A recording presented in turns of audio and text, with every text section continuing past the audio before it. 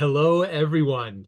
I'm so glad to have you here today. We got just about 900 of you for this topic or these topics. So I guess it's what we're going to be talking about is of interest. And I'm glad to have you here.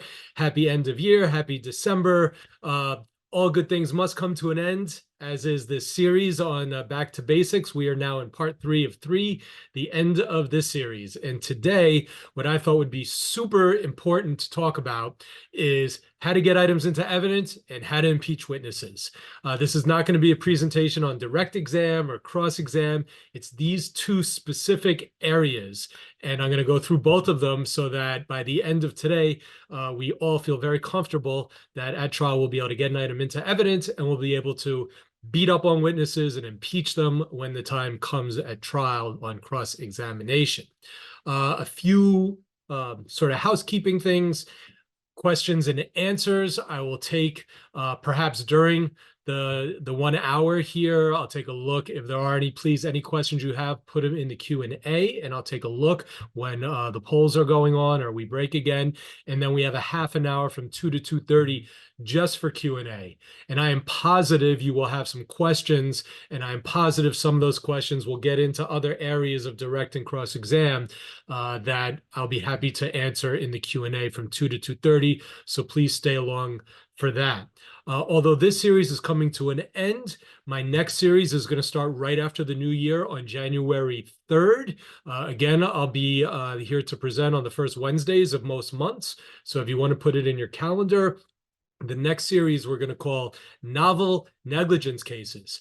And each month I'm going to talk about an interesting type of case you may not come across in your practice, such as personal trainer and gym cases, ski and snowboard accident cases, jet ski cases, fire cases, dram shop cases.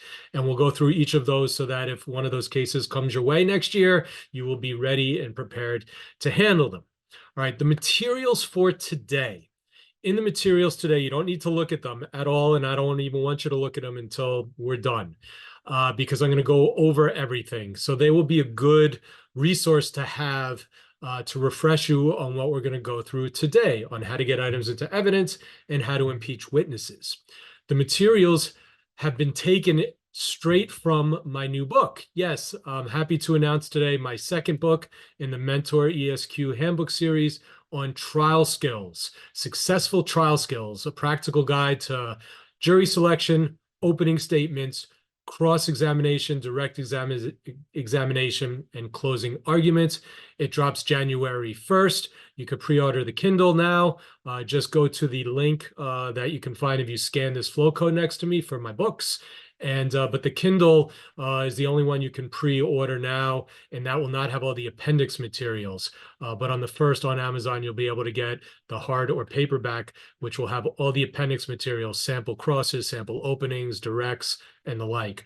So keep an eye out for that. And again, the materials are just pullouts from my sections on direct and cross where I talk about how to get things into evidence and how to impeach.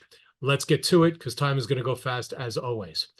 All right, so I've been in a lot of trials over the last couple of decades, and I hate to see my adversaries or when I'm watching a trial, whoever they are, I hate to see fellow lawyers stumble when it comes time to do something important, such as introducing an item into evidence. Now, at trial, whether you're on the plaintiff side or the defense side, you will need to get certain things into evidence, right? To either make your case, defend your case, prove an element. And the way you get items into evidence is primarily one of two ways: through testimony of a witness or through moving some type of document or material or record or photo or video that becomes physical evidence. So you got testimonial and physical evidence. Testimonial, we're not going to talk about today. We're going to talk about how you get things into evidence that need to be there for the jury to see, for your witness or your experts to use at trial, and to make out a prima facie case if you're a plaintiff, and to make out the elements of your defense if you are a defendant. And if it's not in the record, either through testimony or through a physical item, then it doesn't exist. If you lose your case or win your case and it goes up on appeal, if it's not in the record, it doesn't count. The appellate court doesn't even know it's there. So it's really important that if there's something you need to get into evidence, that photo, that document, that smoking gun, that report, whatever it is, you have to make sure you get it in writing. You have to plan for it. Don't just assume, because sometimes it's easy to figure out how to get it in. Sometimes it's not. But when it's time to move something into evidence at trial, there are certain steps that every attorney must follow to move something into evidence. Now, most items need a foundational witness. Most of the time, you're going to be moving items into evidence through a witness on the stand. And it'll usually be your witness, not your adverse witness. Usually it's your witness because you're preparing, and it's that witness that knows about the document or the physical item that it is. A simple example that we're going to use today is a car accident case, and you need to get the photograph in from your client, whether it's the plaintiff or defendant, that shows the damage to their car after the accident. Okay. But the steps that we're going to go through today are the same, whether it's a photo, whether it's a video, whether it's a report or a business record, whatever item it is that that witness can lay the foundation for. Not all pieces of evidence need a foundational witness. So you can always go first to the CPLR and see, maybe I don't need to have a witness on the stand to put this item into evidence. You want to check out CPLR 4518, business records. There are many business records that can go right into evidence without needing to go through what we're going to discuss today. Okay, such as a hospital bill that's been certified or a hospital record. You don't need a foundational witness to get those items into evidence. There are certain requirements that if you exchange them in time and they're certified, that you can just offer them right into evidence even before a jury's in or at the start of a trial or whenever you want to, but without a witness on the stand. You can do your homework. There's lots of ways to get things in without a foundational witness. We're not going to talk about that now. Now we're going to talk about what to do when you have a witness on the stand, okay? So the first thing that you want to do is figure out which items through which witnesses you want to get in through trial. And that's part of the prep process. And I talk a lot about this in my book that's coming out next month on trial skills. You're always connecting your witness at trial with the important evidence at trial. And you're going to have under each witness you call which items of evidence you plan to get into evidence through that witness. So let's say we have a photograph and I'm representing my client, Oscar. And Oscar is in a car accident. And we want to show that his car got badly damaged. And that'll explain why his injuries are so bad. But we need to get that photograph into evidence. So how are we going to do that? Well, the first thing that you should know, and some people don't know this, is that it doesn't matter who took the photograph, okay? It doesn't matter who took the photograph. As long as the witness can lay the foundation that the photograph, what it is, that it fairly and accurately represents what it is, that it depicts what they believe it depicts, it shows the damage, that it's going to aid and assist them at the time of trial. Those are the foundations, and we're going to go through how you ask those questions. If you don't ask the questions properly of a witness, then when it's time to offer that item into evidence and your adversary objects, they don't even need to say why half the time. The judge is going to know. The judge is going to sustain the objection. And then the lawyer is going to try it again. And they're going to try the foundation of questions again until they can get it right. And if you don't have it right, it can be super embarrassing for you. And not only embarrassing, but it could lead to you not getting a very important piece of evidence in. I share the story in the materials and in my book of a case when I was a young lawyer, either in law school or newly admitted. I was watching my father, Guy, at a trial, and our client was injured, had a knee injury. And at the time of trial, the defense lawyer, the adversary, had surveillance video footage that he wanted to get in through the videographer or the investigator who took it. And he's up there and he's got their videotapes back then, before we just launch everything digitally. And he's trying to move the videotape into evidence. But there was one foundation question that he kept not asking. And every time he tried to move it in, and then he'd say, we offer it into evidence, my father would stand up, objection. The judge would turn and say, sustained.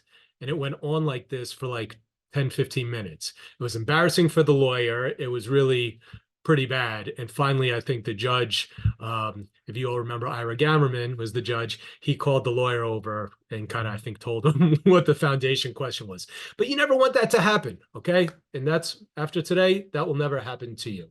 So the first thing that you need to do is mark the exhibit for identification. Now, what that is typically what will happen is before whatever this item is, a photograph, a piece of paper, the smoking gun, whatever it is, it has to be marked for identification. When something is marked for identification, that basically means it's not in evidence yet, but you're going to want to refer to it while you're putting in these foundation questions to get it in evidence. There's two ways that something is marked for identification. The common way is at the time that you're about to try and offer it in through the witness. And that's what we're going to talk about today. But another method, just to be on the lookout, I talk about it in my book, and I'm happy to talk about it in the Q&A or in a one-on-one if you want to book it with me, is pre-marking exhibits. In state court, and most judges don't have you pre-mark exhibits.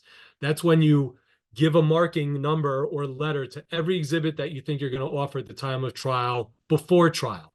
So if you have 12 photos and another 10 documents, you've got 22. It'll be plaintiffs 1 through 22, and the defendants would have letters A through G usually, and you have it in a spreadsheet, the number and what it is. Plaintiffs 1, photo of car. Plaintiffs 2, photo 2 of car. Plaintiffs 3, injury photo. And you exchange that with your adversary. You each have your pre-marked, you give it to the judge. And then when it's time to offer it into evidence, you would say, we'd like to approach the witness with what has been pre-marked as Exhibit 1. That's pre-marking. But for all of us, mostly we're going to be marking it as we go. We're not going to be pre-marking it. Again, when you get to trial, you get assigned to your trial judge. Ask them, Your Honor, do you want us to pre-mark exhibits, or do you want them marked at the time that we intend to offer them in evidence? Most state judges will say, mark it as you go. So here's what you do. You've got a photograph, and the photograph of the car, you're holding it up in your hand. I know you can't really see it. I'm just holding a little piece of paper.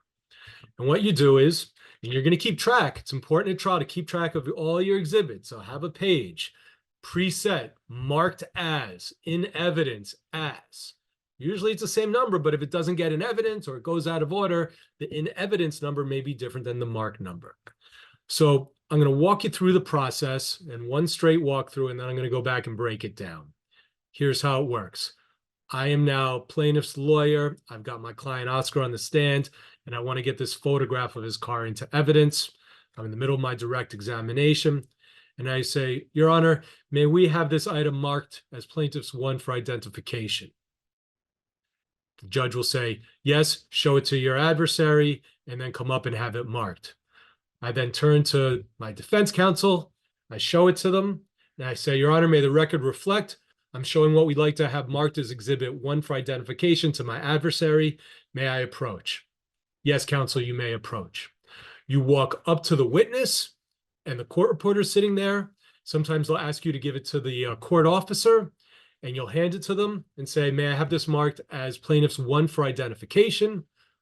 The judge will say, yes, so marked as plaintiff's Exhibit 1 for identification. And then they give it back to you. It has a little marking for identification on it, Exhibit 1 for identification. Then you say, may I approach the witness, Your Honor, with what's just been marked as plaintiff's 1 for identification? The judge will say, yes, you may approach. Then I will approach my client or the witness. I will keep the exhibit away from sight of the jury. A juror is not allowed to see any item that is not already in evidence. So you never want to have your back to a juror, but you don't want them to see it. And sometimes we have things blown up, in court exhibits. So you just, whatever it is that you're bringing up, make sure the jury can't see it. Otherwise, you're going to get in trouble, okay? They cannot see it until it is actually in evidence. So you walk up without the jury being able to see it, and you show it to the witness. I will show it to Oscar, and I will say, Oscar, I'm showing you what's just been marked as Plaintiff's Exhibit 1 for identification. Do you recognize it? That's always your first question. And he will say, yes. And I will say, and what do you recognize it to be? It's a photograph of my car. And does this photograph fairly and accurately depict the damage to your car immediately after this accident? Yes, it does. And will this photograph aid and assist you in your testimony today? Yes, it will. Your Honor, we now offer what's been marked as Plaintiff's Exhibit 1 for identification into evidence as Plaintiff's Exhibit 1. The judge will then turn to my adversary and say, any objection? The adversary, if you've done everything right and exchanged all your exhibits in advance and worked it out, will stand up and say, no objection, Your Honor. The judge will say, accepted. It'll now be in as Plaintiff's Exhibit 1.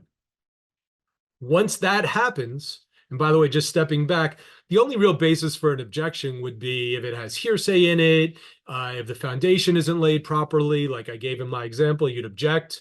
Improper foundation, right? But if you do the steps properly, you've given your adversary notice that you're going to offer it into evidence, which you should do.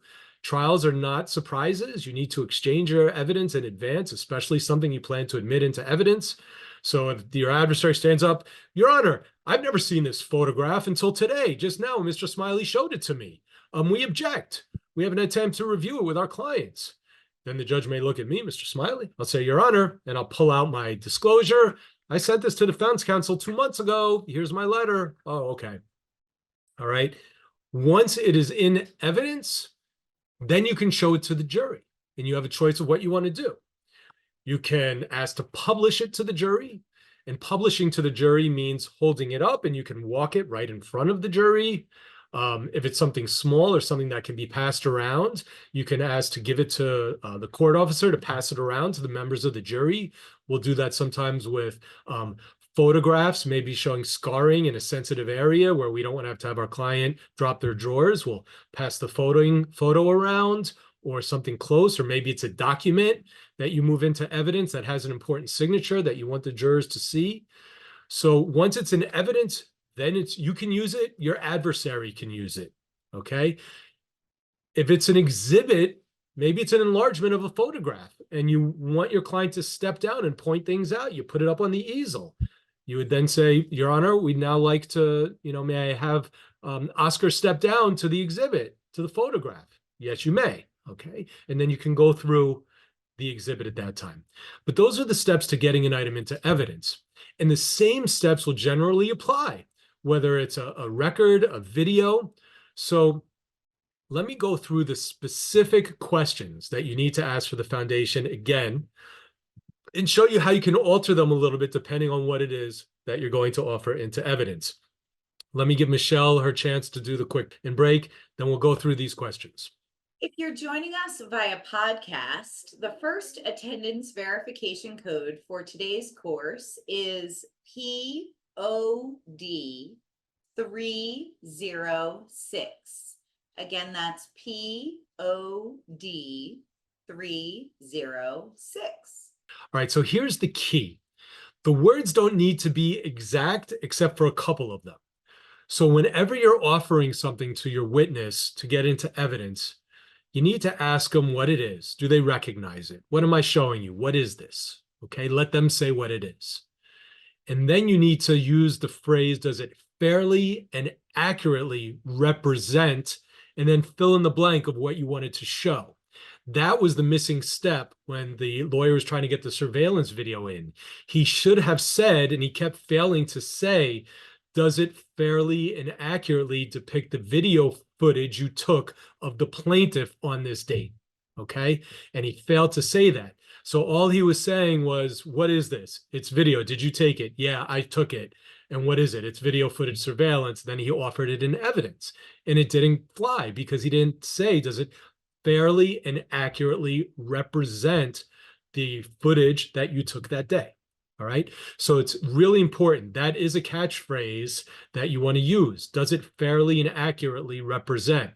And that is going to be used whether it's a document. So let's say you have someone on the stand, you want to get a report from their company that showed that they went and investigated the elevator for maintenance and found it was faulty. Okay.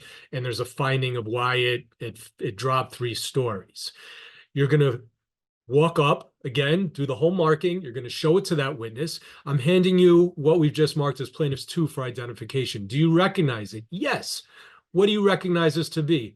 Oh, this is a report we generate after we go out to investigate any elevator malfunctions, which indicates, what we find. And then you want to say, when it's a record, was this generated in the ordinary course of business in your line of work or in your company or at Acme Elevator Company? And they say yes. All right. And does this fairly and accurately represent the report that was generated? And usually they'll say, yeah, this is an exact duplicate. This is it. Okay. And I know one of the questions that I quickly saw was about if you don't have an original, you usually don't need originals as long as they can say it's a fair and accurate copy. That's usually what certifications are for, to certify that it's a fair and accurate and true copy. So you don't always need originals. In some matters, you maybe in surrogate's court, you need an original death certificate. I'm not sure. I don't practice there, but for the most part, it's fairly and accurately, what is it? And if it's a document or a police report, right? Sometimes you want to put the police officer on the stand to get a police report in. And did you generate this police report in the normal course of your business as a responding police officer? Yes, I did. And is this your signature? Yes, it is. And does this contain all the information that you got from the drivers at the scene that day? Yes, it does. Okay. So technically a police report, you need a foundational witness. You need a police officer. But usually you can step that in. I remember in a case I had where I was in front of His Honor Judge Sampson in Queens, and he said, "Why are you subpoenaing the police officer?" I said, "I need to get the police report in." And he turned to my adversary and said, "You're going to make him bring a police officer who's protecting us off the streets to come in to get a police report in? Why won't you stipulate to it?" And he said, "Well, I need to speak to my clients." And the judge was like, "I want an answer tomorrow morning, and I'm highly recommending that you stip. I don't want to bring a police officer in unless we really have to." And so that's how that played out. But whatever it is, it's what is it? Do you recognize it? Does it fairly and accurately represent what's depicted, what you want to show? Yes. If applicable, you'll say, was it generated in the normal course of business? And then it's, will it aid and assist you in your testimony to this jury or to the judge today? Yes. Then you offer it in evidence and you've laid the foundation. Okay. Now I know there's already questions and there's going to be a lot more about how do you get this in and how do you get a tax return and how do you get that in? Again, first check your rules. You're going to check the CPLR. You're going to check the rules of evidence. You're going to check on issues such as hearsay. You're going to check in federal rules if you're in federal court. You're going to check local rules in whatever jurisdiction you're in, okay? And primarily, see if you can work out an agreement with your adversary before trial. You should know everything you want to move in. You should send it to your adversary.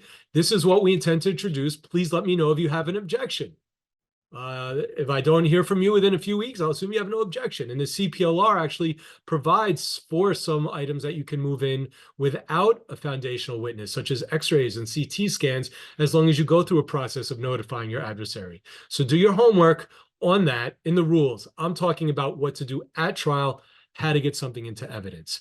Everything I just went through is in the materials. It's in the chapter on direct examination in my upcoming book. And so you'll have it there and go through it. So hopefully that has been helpful on how you get something into evidence. It's pretty straightforward, but you got to know how to do it. And you want to be crisp.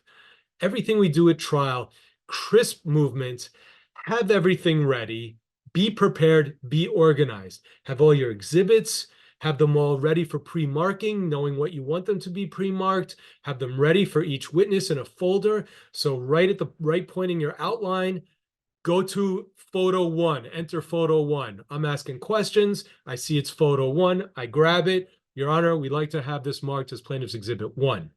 Show it to adversary. Approach.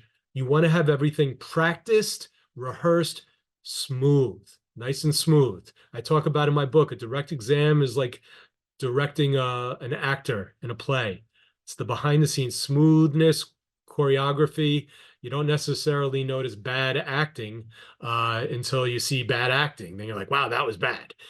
Same way with the trial lawyer. If you do a great job on direct, if you move things in smoothly into evidence, Maybe no one's going to say, hey, that was a really good direct exam, but you'll know it. And if you see someone who can't move items into evidence smoothly, crisply, with the proper foundation questions, it looks really bad to the jurors. And you don't want to have your adversary sitting back snickering that you can't lay the foundation questions.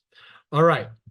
Moving on now from what we do on direct to get an item into evidence, we're going to talk about impeaching witnesses, right? This is something that I also see many trial lawyers struggle with. And there's no reason to struggle with it if you're prepared and you know the proper way to do it. And that's what I'm here to help you do. Again, I go through all the steps in the materials and in my book that the materials are from on how to impeach a witness. Before you go to impeach, there's a lot of preparation you need to do. And in cross-examination, like any other thing in trial that you are doing as far as examinations, presentations, it's the behind-the-scenes preparation that's important.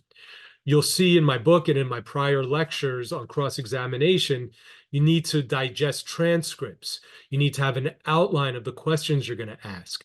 You need to have at your fingertips where I talk about digesting transcripts. It's a way you go through, you take the transcript, you flip through all the pages, and if that witness says, and an example I give in my book, I talk about a subway case where if I'm cross-examining the train operator, who hit my client on the tracks because he didn't stop the train in time, I know from the deposition that that train operator said he saw something on the tracks when he was 3 car lengths away.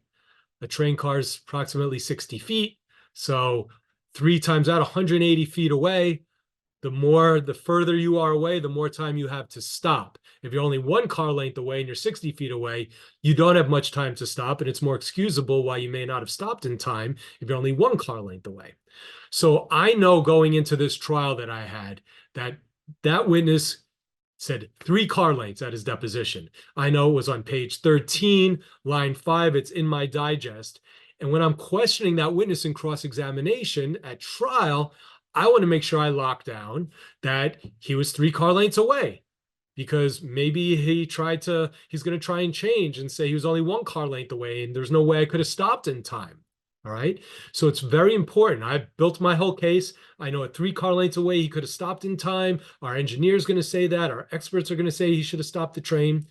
So when it comes time for cross-examination, I know I have that answer on the page and line in my digest, in my notes. So when I'm cross-examining, and again, we're not going to get into too much, but it's all in my materials that you can access, I will get to the point where I'll say on cross-examination, and sir, when you first saw what you thought was garbage on the tracks, you were 3 car lengths away, weren't you? And he's got to say yes. And if he doesn't say yes, and he says, no, that's not right, I think I was only about 1 car length away, that's when it signals in your mind, time to impeach this person, time to impeach this witness, time to smack this witness down for not giving a true answer that was given a year or so ago in the deposition, now having probably met with the lawyers and in front of the jury, maybe trying to change their answer, okay? But we're in control on cross-examination. We know what the answers are that we have. We know the important stuff. And if they don't step in line with our question, we impeach. That's what impeachment is for. Impeachment is to highlight when a witness on the stand at cross-examination gives an answer that is inconsistent with an answer that they previously gave under oath.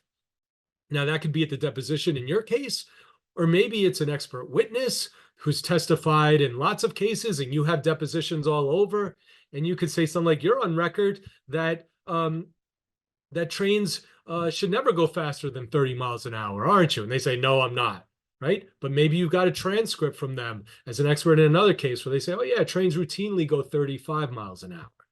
All right, you can impeach them with that transcript. So as long as you have a prior inconsistent statement under oath, then you can impeach the witness by referring to that statement to highlight that they're saying one thing in front of the judge or jury now at trial because they wanted to help them, but previously they gave an answer under oath that was different. That won't help them at trial. That's why they're not giving. All right. That's when you want to impeach. That's when you want to highlight to the jury, you're not messing around. You're not letting this witness come and say different things. This is what you've got this witness locked down and saying, and now they're trying to pull one over on the jury. That's when you want to impeach. So rule number one, only impeach when A, you know you have a prior inconsistent statement, and B, that it's important. Okay? If they testify they woke up at 7 a.m. and you've got them saying 6:30 a.m. in a prior thing, it doesn't really matter in your case. If it doesn't matter, don't waste your time impeaching. Okay. And again, rule one, make sure it's an inconsistent statement. If his prior answer at his deposition, when I said, how many car lengths away were you? And he says, I'm not sure, maybe 1 to 3. And then at trial, when I say, you were 3 car lengths away, weren't you? And he says, no. And then I go to impeach and I read the question and answer, and he says 1 to 3 car lengths. That's not a contradictory or inconsistent statement. And I see that a lot happen in trials that I'm on, where my adversaries will try and impeach my clients, and they start going through the foundation questions we're going to discuss. And then when it comes to, I'm looking at my deposition that I have of my client and my notes, I'm like, where are they going? My client didn't say anything inconsistent. And then it's an improper impeachment. You can object. You could say, objection. This is an improper impeachment. And then the client is not going to show it to be inconsistent. It's a waste of time. So if you are going to impeach, make sure it's inconsistent and make sure it's something that's important. Okay. It's an opportunity for you to highlight your skill set in front of the jury, and to highlight that this jury is that the witness is trying to pull something over on the jury, right? They're trying to say something and they're being inconsistent. All right. So if you're going to impeach, you want it to be on something good and important and clearly inconsistent. And the way to do that is you have to lock them down. Okay. You have to lock them down. So in my example, if I say, well, you were 3 car lengths away when you first saw something on the tracks, weren't you, sir? And he says, I don't really remember. Okay. Then you say, well, would it refresh your recollection if I told you that you previously testified that you were 3 car lengths away? Right? Nah, that doesn't refresh my recollection.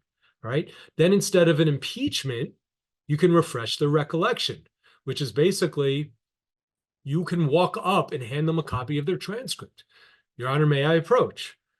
May the record reflect, I'm showing this witness's transcript dated so-and-so, page 25, line 3. Sir, read page 25, line 3. See that question, see your answer? Does that answer refresh your recollection? Yes, it does. So you previously said 3 car lengths, correct? Yes. All right. So you wouldn't impeach there because you're refreshing their recollection. But let's say they say something like, well, I don't know. Maybe it was 1 car length, 2 car lengths. I'm not really sure. Don't go right into impeachment. Follow up.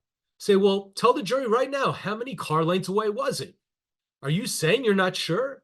Are you saying it was either 1 or 2? Is that your testimony? Yeah, that's my testimony. I was 1 or 2 car lengths away. All right. Then you've locked them down because you know that you have in your notes on page and line that this witness said 3 car lengths unequivocally. Okay. So then you go to impeach. And these are the foundation questions. And again, they're in the materials. So don't worry if you miss them now. I'm going to go through them and then we'll break it down. And again, the exact words and exact order doesn't matter as much as long as you get all this out somehow. So here's what you do. The witness says, yeah, I think it was 1 to 2 car lengths. And I know I've got 3 car lengths in his prior deposition. I stop at that point. I've locked him in. Okay, so you're saying 1 to 2 car lengths. Yes. Sir, do you recall testifying at a deposition prior to this case coming to trial earlier on in this case? Yes, I do. So first you're like, well, actually, let me go through it all and then we'll break it down. And at that deposition, you had a lawyer there with you, right? Yes, I did. And I asked you questions, or you could say my colleague or a lawyer asked you questions about this accident at your deposition at that time, right? Yes, that's right. And the lawyer was with you. Yes, yes. And you took an oath to tell the truth before being asked those questions and before giving answers, didn't you? Yes. Same oath you took today, right? An oath to tell the truth. Yes. And you gave truthful answers at that deposition, didn't you? Yes. And after you completed that deposition, you had a chance to review your transcript and make any changes to your transcript, right? Yes.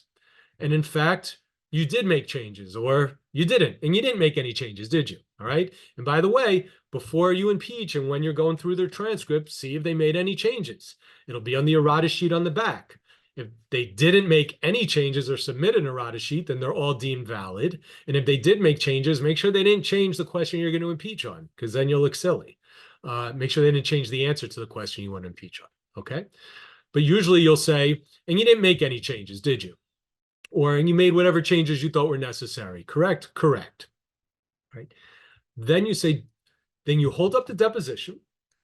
And do you recall at your deposition being asked the following questions and giving the following answers? You recall being asked the following questions and giving the following answers. Then at that moment, you pause, you turn to the judge and your adversary, say, Your Honor, counsel, I'm referring to the witness's deposition transcript from January 25th, 2021, page 17, starting at line 13. Question: how far away were you when you first saw what you thought was garbage on the tracks? Answer. Turn to the jury. 3 car lengths.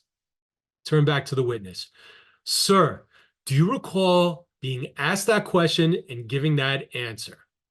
And then the witness will probably say something like, oh, yeah, I guess I did, or yeah, maybe I didn't remember that, or I guess so, or I don't recall. If they say anything other than acknowledging that that was the answer, then you say, Your Honor, I'd ask counsel to stipulate on the record that that was a fair and accurate reading of the questions and answers from this witness's prior sworn testimony on this date. And the lawyer has to say, yeah, that's right. Okay. So just by doing that alone, that helps your side of the case because you're getting their own lawyer to agree. Or the court may just say, all right, the court will take judicial notice. I have a copy of the transcript. By the way, bring copies of all adverse witness transcripts with you to court when that witness is there. You are required to have an extra copy for the judge. You don't need to bring one for your adversary, but when you're going to impeach, right during this process at any time or before you read the page in line, Your Honor, I have a copy for the court of this witness's trial testimony, pre-trial testimony or deposition transcript. Would the court like a courtesy copy? Judge will say, yes, they love it. Yes, Mr. Smiley. So then the court can sit, the judge can look along and read with you.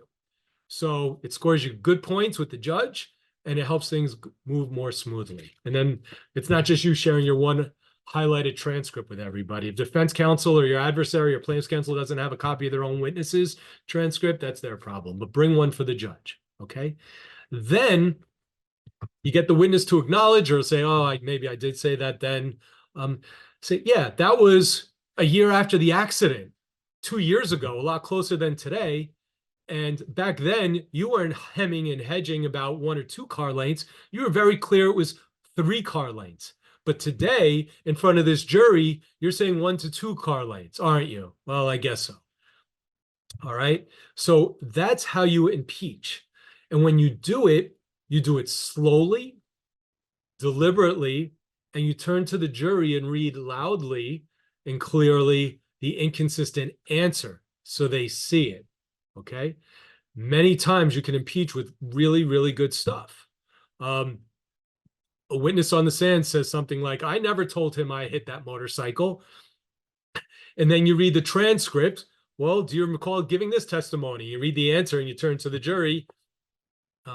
Yes, I told my husband I hit the motorcyclist. Okay, so you did say it, but you didn't want to fess up in front of the jury. You told your husband, you said in the deposition, but here in front of this jury, you didn't want to give the actual answer. You didn't want to tell the truth.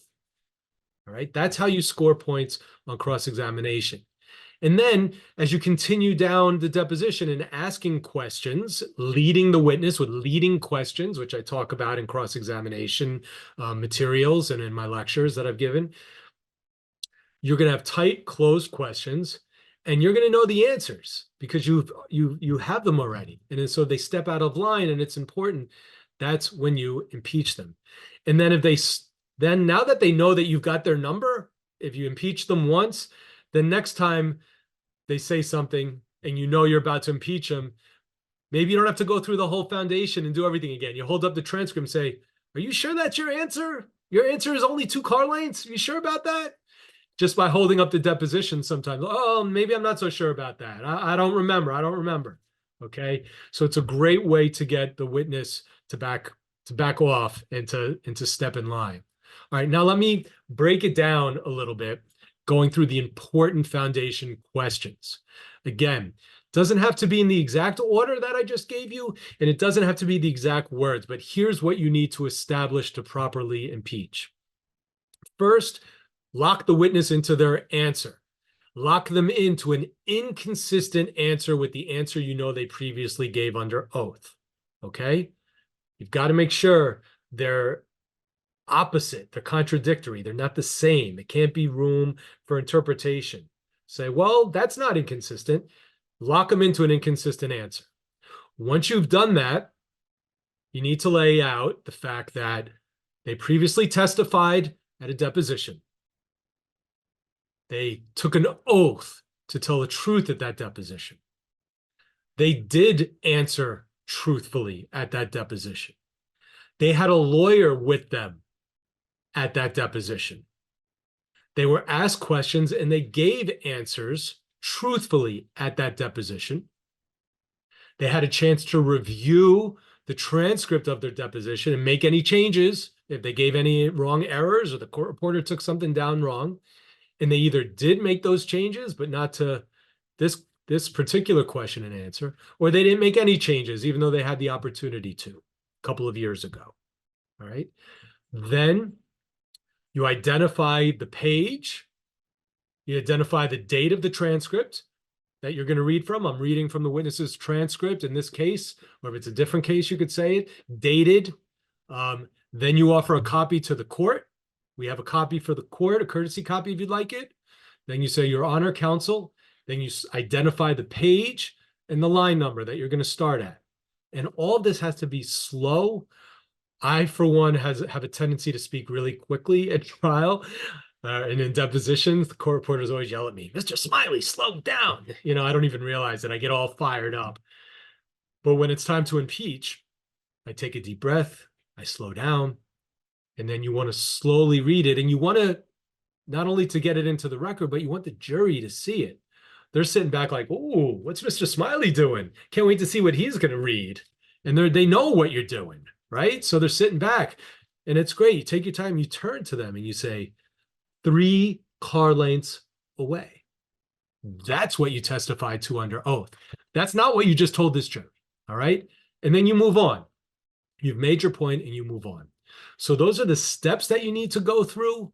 Again, whether you first ask whether they took an oath or you first ask if they have a lawyer, doesn't really matter. The order doesn't matter the exact words, but the content to lay the foundation to impeachment is what I just went through and what you need to do to properly impeach. So it's very effective. You should always be ready to impeach. That's why you need to digest. And to learn more about digesting, check out my other CLEs on cross-examination, and definitely take a look out for my book next month. I have examples and I have example cross-examinations in there that I've had. By the way, the appendices are only in the hard copies. So if you want to see samples, get the hard book, not the Kindle version. So hopefully now you feel a little more comfortable. I know it was a sort of a crash course, but in how to move an item into evidence crisply, cleanly, and properly, and how to properly impeach a witness during cross-examination. I'm going to let Michelle have the floor to do the final poll, and wrap it up. And then I will move on to the Q&A. Okay. But I encourage you, if I don't get to your questions, please feel free to reach out to me directly. All my contact info is on the screen behind me. If you scan this code next to me, it has a link to one-on-ones. If I haven't met with you yet, I've already met with a couple hundred lawyers. They're complimentary for lawyers. We do 30-minute Zooms, talk about anything and everything you want. Trials, case analysis, work issues, cars, whatever it may be. And I look forward to looking at your questions and answering them in the next half hour. Michelle, it's all yours. If you're joining us via podcast, the second attendance verification code for today is POD 798. Again, that's POD 798. So Sanford is asking, how do you offer a copy of a document where the original is unavailable or destroyed? So you've got to get a fair and accurate copy. You need to have someone who can say, yes, I saw the original. This is a fair and accurate copy, and you have to use that in your evidence. If it's destroyed and you can't come up with a copy of it, I don't know what you're going to do. You don't have it. So you've got to find a copy. You've got to maybe, get it recreated with someone with knowledge. But, if it's an original that you need for court, then it could be a problem. Otherwise, a copy that somebody can say is a fair and accurate and true copy is good enough as far as a foundational witness who can get on the stand and do that. Stephen is asking, Stephen Rosen, how do we get a letter sent to opposing counsel material to a key issue, for example, notice to the other side, into evidence if the adversary won't stipulate to its admissibility without making yourself a witness and thereby disqualifying yourself? So you're never going to offer, proof that you exchange something pre-trial into evidence. Those are all things that happen behind the scenes with the judge.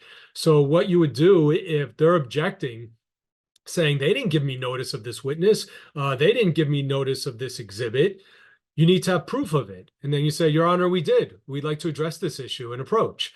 And then you take a short break, you address it with the judge. If need be, you make a record. You have copies of it. Here's my letter. This is it.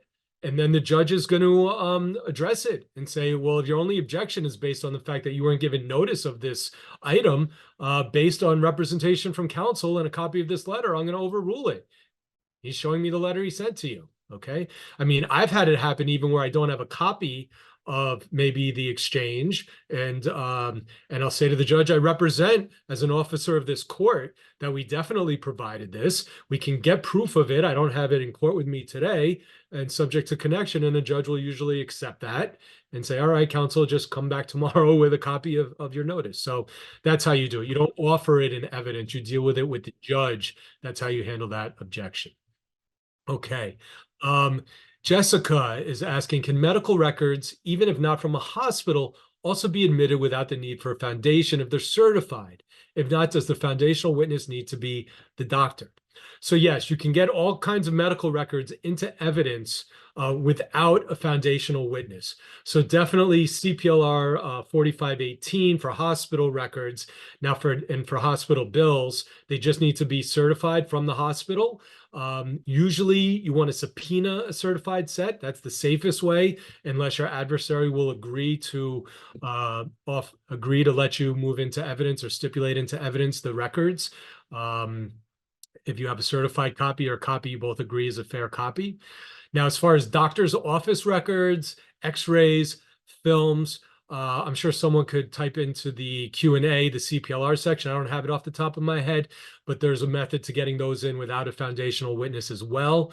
The law was changed, I think, about 10, 15 years ago. We used to have to drag somebody in, even if it was just an office manager from the doctor's office, if the doctor wasn't coming, to get those in as a normal course of business document. But the law has since changed. I just don't know the CPLR section where with notice and exchanging and getting a certified copy from them, you can give notice and then you can enter it into evidence without a live witness. So it's very helpful that way. So again, just do your homework. Richard Cordero is asking, if a requirement is not stated in a published rule that applies to you, requiring your compliance with it violates due process? I'm sorry, I just don't understand that question. All right, going back up to the questions that haven't been addressed. All right, it looks like Mila Progolitsi. How would you get a police drafted domestic incident report into evidence? Again, most police reports and records are going to have to come in through that police officer who generated it, especially if it's a domestic incident report where they showed up and the husband and wife or the partners had a domestic incident and that responding officer made notes and took it through. You're going to want that witness on the stand.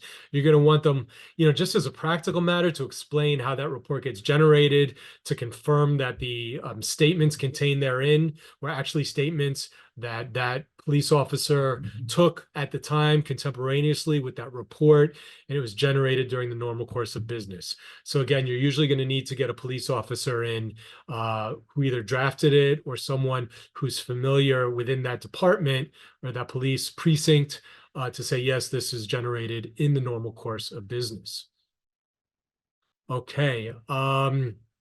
Hi, Andrew. Can you please talk about getting a W-2 into evidence through the plaintiff? Doesn't it include hearsay?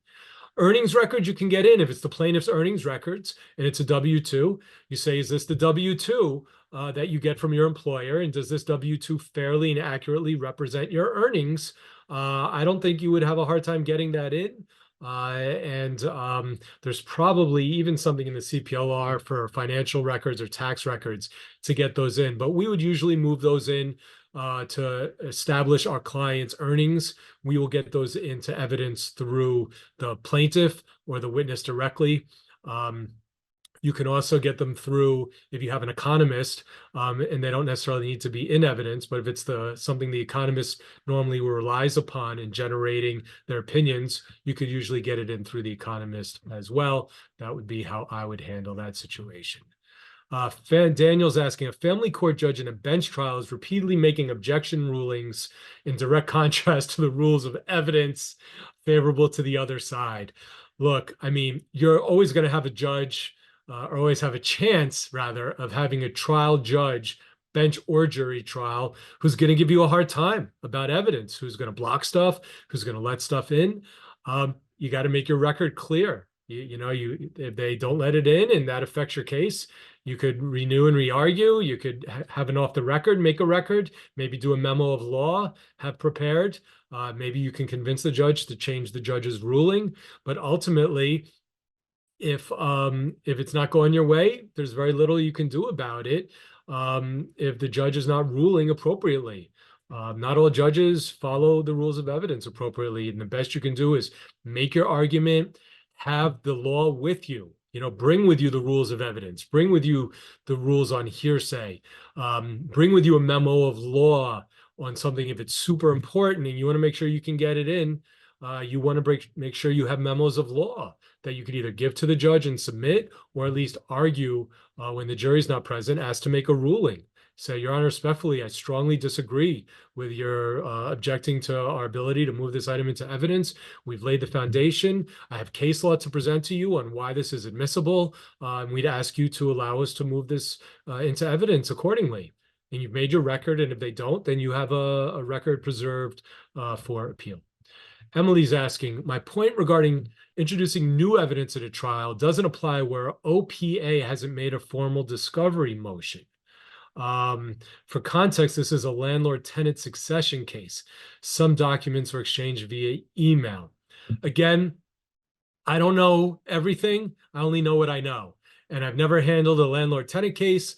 I handle civil litigation and only personal injury law. And usually, unless you identify in advance, then the lack of notice is a proper objection. Sometimes it can be dealt with. You just take a break right there.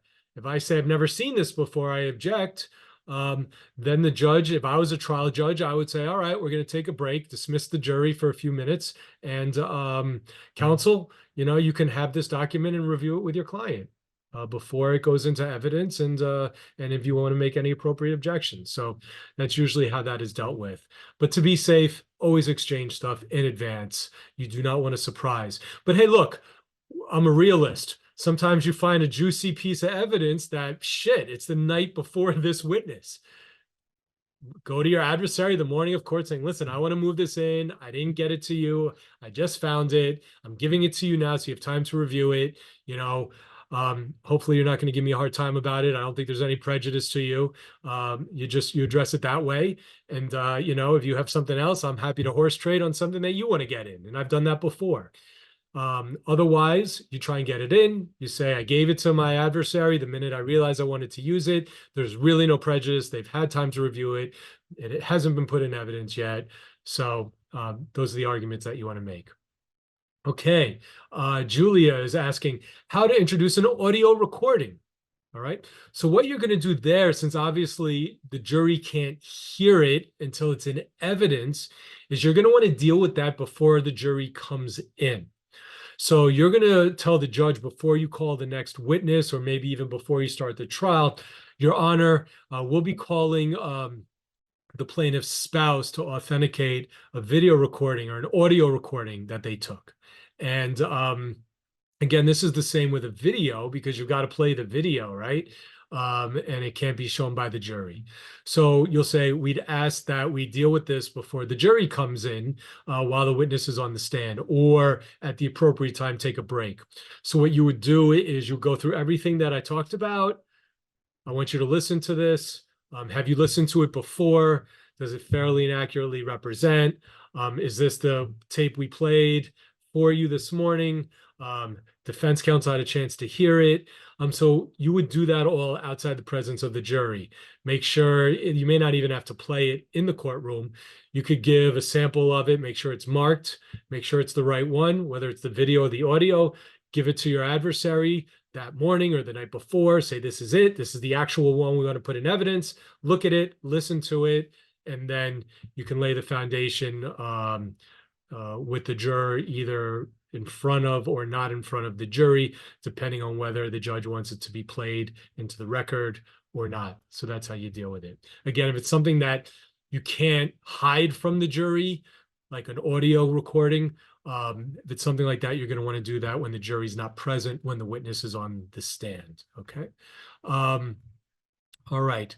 Next question. Brian is asking that you offered into evidence a picture of a parcel of land from Google Earth.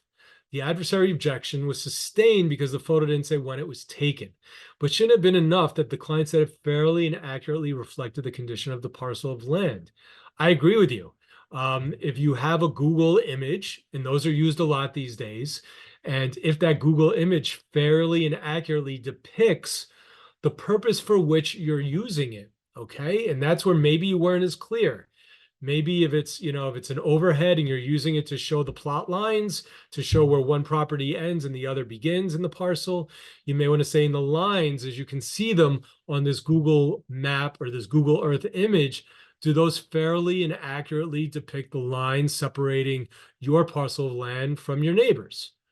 Does it reflect the condition of your land, this photograph, as it existed on the day of the incident? So in general, it shouldn't matter what the date was, and it never matters what the date is when photographs are taken. And sometimes judges do have a hard time with this. What matters is whether or not what's contained within the image, the document that you're showing to the witness, fairly and accurately depicts what you wanted to be introduced into evidence for. And you may have to throw in an extra, how do you know that this Google Earth fairly and accurately represents your parcel of land as it's depicted in it? Well, I took it, I printed it out, I looked at it, I went out, I walked through my land, and everything matched up, right? Maybe you were missing an extra foundational question. Maybe not. Maybe the judge just didn't like it because it wasn't dated, okay? But again, I would think that that would be sufficient. Robert Lash is asking, what's the best way to introduce an email chain? And what are the issues that come up with that? So as long as you have one party to the email chain, you should be able to introduce it.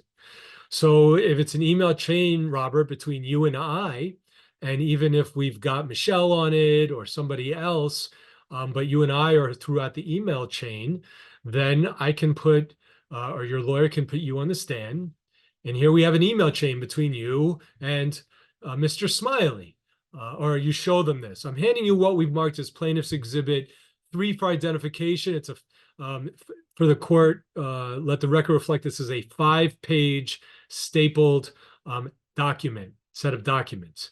I'm handing it to the witness. Collectively, these 5 pages is Plaintiff's Exhibit 2 for identification. Robert, what do you recognize this to be? Do you recognize it? Yes. What do you recognize it to be? This is a printout of an email exchange I had with Andrew Smiley. How do you know that this is an email exchange that you had with Andrew Smiley? Well, I was the one doing the emails, sending and receiving them. And you can also see my email addresses on here on each page, and it's my email address. And you could see Mr. Smiley's email, which I know is his because I've corresponded with him. And I've compared this printout with what I actually went through in my email on my computer, and I printed it out right off of my computer from my email Outlook account. Does this fairly and accurately represent the email correspondence on these dates as depicted herein on Plaintiff's Exhibit 2 for identification between you and Mr. Smiley on these dates? Yes, it does. And will it aid and assist you in your testimony today? Yes, it will. Your Honor, we offer what's been collectively marked as Plaintiff's Exhibit 2 for identification into evidence. So that's how I would do that. All right, David is asking, when a photo or other document is marked as an exhibit, is the same foundation required for an enlargement of the same photo or document as a separate exhibit? Great question, because I run into that a lot. Sometimes what I'll do is if I have the enlargement already, I'll just mark that enlargement as the exhibit. I won't go through the process of offering the smaller item in and then using the enlargement. The reason I do that is because when the enlargement is marked as the exhibit, that enlargement you're showing to the jury in summation. And if the jury gets all the exhibits from trial into the jury room, which they often do, that nice big exhibit of yours will be sitting there big and prominent, more so than the smaller pages. So when I have that, I will just move into evidence the actual enlarged copies. If somehow I move something into evidence or something is in evidence as Plaintiff's Exhibit 4, and then I get it blown up, what I will say is at the time I use the blow up, Your Honor, I'd like to show this witness an enlargement of what was previously marked as Plaintiff's Exhibit 4, or what's in evidence as Plaintiff's Exhibit 4. If the court would like, can we mark this as 4A, or we don't need to mark it as all, we'll just reference it as an enlargement. So you can sort of play that as it goes, but you're only gonna have one put in as an exhibit. You wouldn't have a small version as Exhibit 4 and then the enlargement as Exhibit 9. Preferably have the exhibits you know you're going to want to have enlarged, and then move those into evidence as the exhibit. Okay. Hopefully that answered your question. David is also asking, a home surveillance camera captures the client's motor vehicle accident and the homeowner emails the video to the client. How do you get that video in? You should be able to get it in through your client. I'm showing you this video. Does this video fairly and accurately represent your accident? What does this show? You've seen this video. Yeah, this video shows me driving. What does it show? It shows me driving at the time of the accident and the other vehicle colliding with me. Have you seen this video? Does this video fairly and accurately show the impact between your car and the other vehicle? Yes, it does. I think that's how you get it in. And then again, what I would do is I'd have a conversation with my adversary and say, are you going to object to this, or can we stipulate that it goes in evidence? And if you are going to object, what are you objecting for? Well, I don't know if it's a real video, or well, did you show it to your client? So try and work it out in advance. Worst case scenario, you'd have to subpoena the person to say, yes, this video was generated from my machine. Or perhaps you can work it out in advance with your adversary. Maybe you can get a certification or an affidavit signed by that person saying an Tier 2 is a video that, that says Nest camera on the top and the date and the timestamp, and this was from my camera. So maybe you can agree with the proper affidavit. That's how I would try and play it out. You always want to try and do it without having to put a witness on the stand. But if you have to and it's important, then bring the witness in. But I would make it a point to the judge saying, Your Honor, we have an issue. I just want to address. I really don't want to have to subpoena this, innocent bystander to trial. But counsel's objecting to me using the video from their home camera footage. We've given them the video for the last 2 months. They've had it. We even got them an affidavit. Hoping we could sort this out, maybe work it out that way. All right. Andrew is asking, has the law changed for introducing photos that to lay a foundation for their admissibility that be established that the photo was taken close to in time to the event? Well, again, by your witness saying that they were there and it depicts the condition at that time, then it's in essence, that's what they're doing. They're saying the photo was taken close in time. So you are going to need to establish the fair and accurate representation part. So when I talked about putting the photo in of the damage to the vehicle, does that show the damage of your vehicle as it existed immediately following this accident, right? If it's that plot of land, does this show your property as it existed at all times that are in question during this case? So if it's a defect in a sidewalk, and you try and introduce a photograph that was taken 3 years after, and you ask them, was this the condition of the sidewalk? And they say yes, that this is the condition as it was depicted, as it was at the time of my fall. But if your adversary can show that, yeah, this isn't it, this is a picture taken 4 years later, and you have an earlier photo, then of course that's something you use and bring in and show it to them and make way. Or you object saying, we have reason to believe this photo is not contemporaneous, and you go that way. So I think that's how you balance it. Okay. Joseph is asking, foundation question also requires, is it part of the business to make such records, isn't it? Yeah, I would put that in when you're doing the business records. So the question that I have in there, was this generated in the normal course of business? Then what Joseph is suggesting, and in fact, it is part of the business to generate this record. So yeah, you'd want to throw in that question as well. I don't think it's a deal breaker if you don't, but yeah, to be safe, you want to show it was generated in the normal course of business and that it is part of the business to generate these records. So even though they were in their work and they were generating it, it wasn't a one-off. This is what they do every time. It's part of their business to do it. So thank you for pointing that out. I think that is important. All right. Josh Sanhi is asking, can a custodian testify to the business record? In my example, the police report. With a custodian, can a certified copy acceptable need a stipulation? So as long as you have a custodian of records, so someone from that department, someone from that office, who can say that they're knowledgeable about how the records are kept, that they are made in the normal course of business. It's part of the normal course of business to generate them. And this was generated in the normal course of business. And yes, I take care of these records. I scan them. I save them all to the right files. It's my job to be familiar with these. Then you're fine. Just a certified copy from that custodian may not be enough. Again, take a look at the CPLR, but see if you can get your adversary to agree that a certified copy from that custodian, if they'll agree to let that be admitted into evidence without a foundational witness. Okay, David Kaufman, how you doing, my friend? Evidentiary Foundations by I.B. Winklereed has some great scripts. All right, thanks for that. So you can go check out that book. All right, Alan Stern, isn't the second half of the business record foundation is your duty to accurately maintain these records in the course of your business after asking if these records are maintained in the course of your business? So again, I think that touches on what we just did.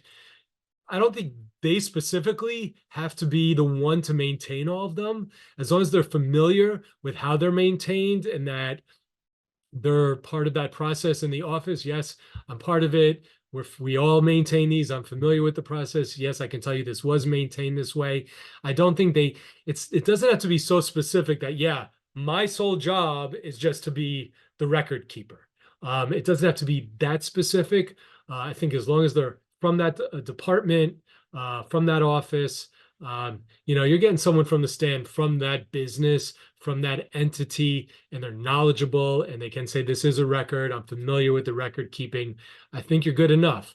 But again, it's always best to ask if you do have the actual record keeper. Sometimes you get a home run, you get the exact person who keeps it, who enters it, who's in charge of it. Bring that out as part of the foundation. That in fact, you're the person, you're the one who's oversees record keeping for this company, right? And it's your job to maintain these.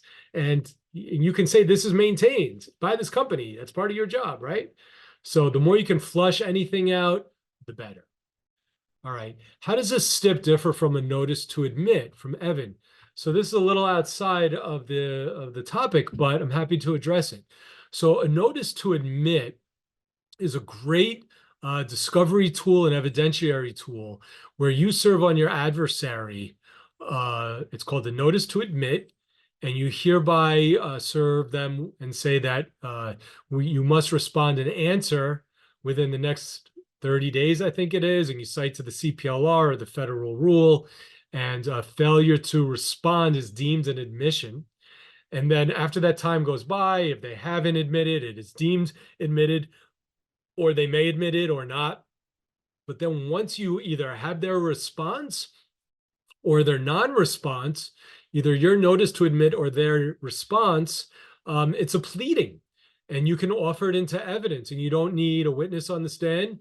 You could say, Your Honor, we have a notice to admit that we'd like to offer into evidence here where the party admits to X, Y, and Z. You could probably even read it. You could stop and take a break in your presentation. At this time, Your Honor, we would like to read into evidence a response to our notice to admit by the defendants or offer it into evidence. And you're allowed to just do it, and you don't need a witness on the stand. So it's great. That's why notice to admits are excellent to use at trial. All right, David, again, would love to see exactly how you digest a transcript. I use 3 columns: witness, quote, topic, subject, page line. If you can't discuss this, we can do a seminar on this. Well, you just threw me a softball. It's in my book. So make sure you buy my book, which comes out on January 1st. The Kindle version will also have this part in it. It's right within the content of the book. It's not an appendix. I give you my examples of how I digest transcripts, and then I show you how I use the transcripts and create an outline, and I use the page and numbers to assist me in cross-examining. So generally what I'll do is I'll create, and you could type it up, or you can use it on a legal pad or write it up, however you like to work. One column is going to be page colon line. So the page will be like 15 line colon 5. So if the question is, how many car lengths away were you? And the answer is 3 car lengths. And my question starts on page 3 colon line 5. And the answer, it goes down to line 7. I'll put page 3 colon line 1 to 5. And then I'll write 3 car lengths in the section next to it. So it's usually 2 columns. It's how I do it on mine. Again, there's samples in my book on trial skills coming out January 1st. Okay, Samantha, what is the best way to impeach on a deposition if the witness was sent it, but it was never returned? I know it's deemed admitted, but what if the witness said he has never sent it, did not review it? Well, then you say, all right, well, you didn't review it. Did you ask your lawyer? Did you realize there was a mistake? Did you say, oh, I answered that wrong?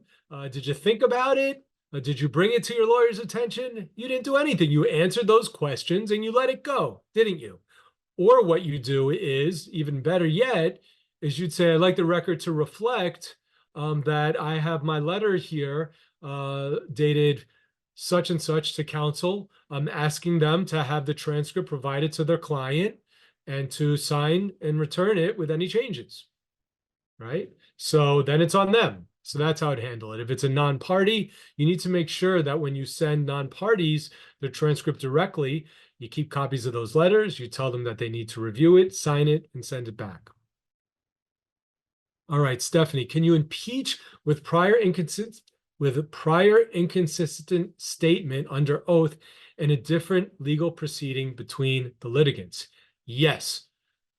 Any statement under oath by the witness can be used against them when they're at another proceeding under oath.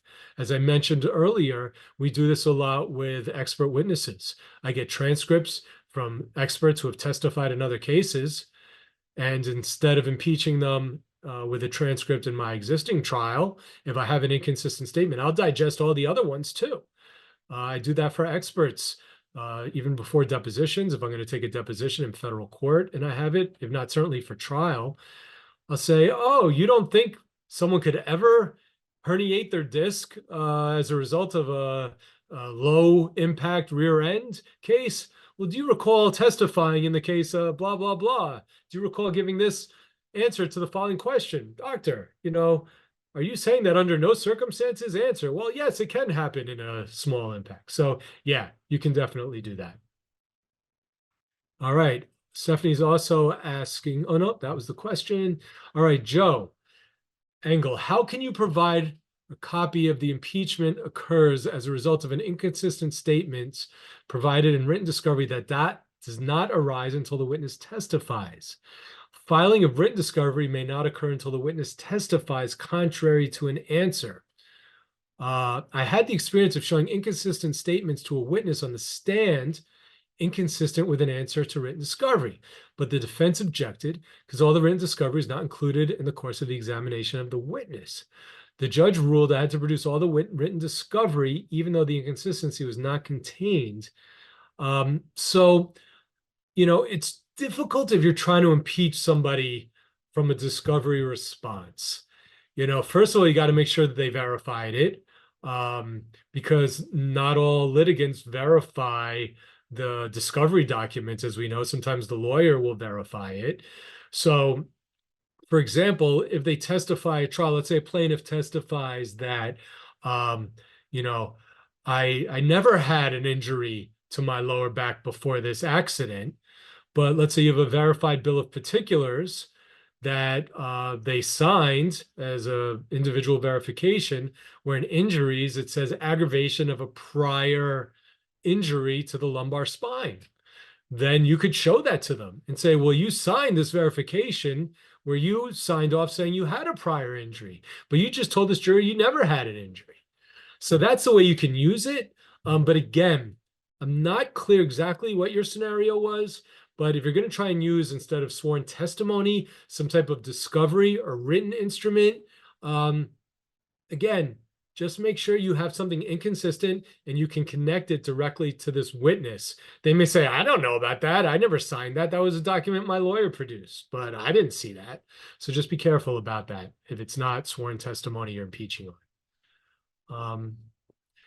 So Stephanie's saying, can you impeach with sworn answers to interrogatories? Yeah. If it's sworn by that witness and they answered one way in an interrogatory and a different way at trial, same thing, but instead of holding it up, say, you recall being asked questions in the written form in this case, known as interrogatories, and you answered them and you signed off on them. Do you recall that? Oh, I don't recall. Well, let me show you. And then you can ask to approach, show it. Or you may ask, do you recall in an interrogatory in this case that your lawyer served on us, that you signed off, you said blah, blah, blah. Then we say, I don't recall that. Well, if I were to show you, would that refresh your recollection? Then show it to them. You did sign off on that. You did say this. And that's not what you just told this jury, right? So that's how you would handle it. A lot of great questions. A lot of the answers you can find out, and I see a lot of people are putting in. Apparently there's a statute on Google Maps, which is great. Thank you, Joseph. So check your CPLR, do your homework, do your case law research. Again, if it's something really important, do your homework so you can get that item into evidence. It's really important. One final thing I'll touch on was someone asking about, what about bench trials and what if it's an audio file? One thing to keep in mind is bench trials, there's no jury. So a lot of the pomp and circumstance that goes on in front of a jury doesn't need to happen in a bench trial. I hear a lot of, save it, Mr. Smiley, there's no jury here, when I just have a bench trial, which isn't too often. But so if it's an audio recording, again, the judge is going to hear it anyway. The judge is the finder of the law and the fact in a bench trial. So you can play things right in front of a judge. There's a lot of stuff you could do at a bench trial that you can't do in a jury trial. So you don't need to keep it from the judge like you would in a jury trial, because the judge needs to hear it. So bench trials can be a lot smoother, a lot faster. Generally speaking, you're going to go through all your evidence with the trial judge, and I would recommend asking to do that beforehand. Um, uh, Deal with any issues, evidentiary objections, things like that on a bench trial. So with that being said, we're at 2:31. Thank you all for tuning in today. Thank you for listening. If you're listening on the podcast, thank you if you've checked out already my How to Successfully Litigate a Personal Injury Trial book, as about 800 of you have purchased already. I thank you. All those proceeds go to my great charities. Please give a good review on Google. I would appreciate that. And keep an eye out for my next book dropping in January. Reach out to me. Let's do a one-on-one. I'd love to connect. Otherwise, I will see you on January 3rd to talk about personal trainer and gym cases as part of the new series to kick it off and to kick off the new year. Wishing everybody a wonderful, healthy, and happy holiday.